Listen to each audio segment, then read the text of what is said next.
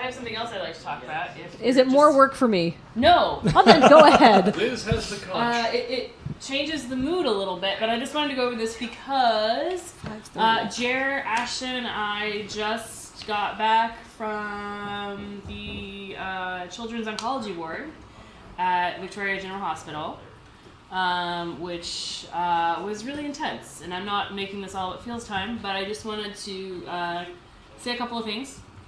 We actually got to go and see the playroom and the space that has consoles and TVs. Actually, we didn't get to see the consoles because everyone was using them.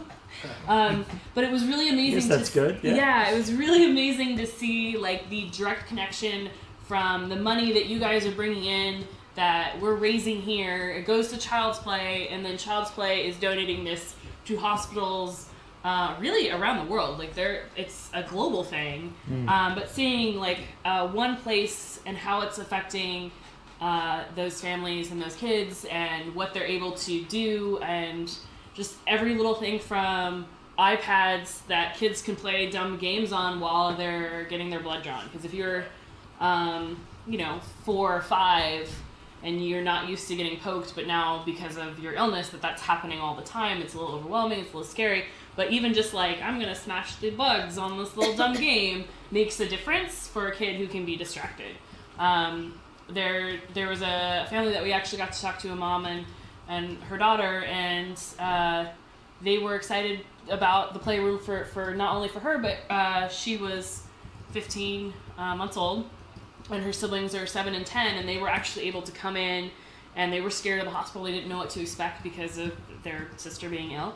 But they were also able to participate in the playroom. And so then as a family, they were actually able to play games. And it was, this moment they were describing that if you took away the hospital beds and the curtains, it was just a family having a game night. And they were just able to be together and be distracted and be able to come together. So I'm going to stop talking, or I'm going to cry over everything because it was very dramatic, and Russ caught me crying on camera, and I'm sure it looks amazing. So watch the documentary. But I just wanted to say thank you to everyone here and everyone donating, because we could really see the change that it is making in children's lives and the families' lives. And they let me get a little toy out of the little toy bin that I always wanted to do when I was in the hospital. So I have a little Wonder Woman plastic toy somewhere. Anyway, nice. So I just wanted to say thank you. Okay, there. Yeah, Yes. my only when I was really young, I think it was 2 or 3, I had tonsillitis, and so I had to have my tonsils out, or 8. I actually have 1 tonsil at the moment because I was super sick, and it was nasty and unpleasant and stuff.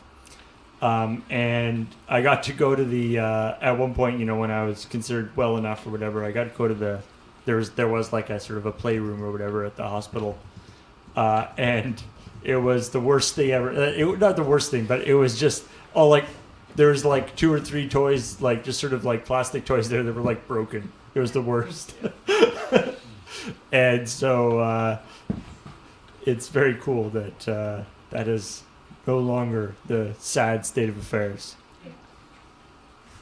Yeah, and the hospital staff being able to say the Blu-ray players break all the time because they constantly 10 hours a day they're being used, and that they can just fill out a purchase order to just buy $2,000 worth of Blu-rays to replace everything without having to worry about it. And they were telling, this is amazing.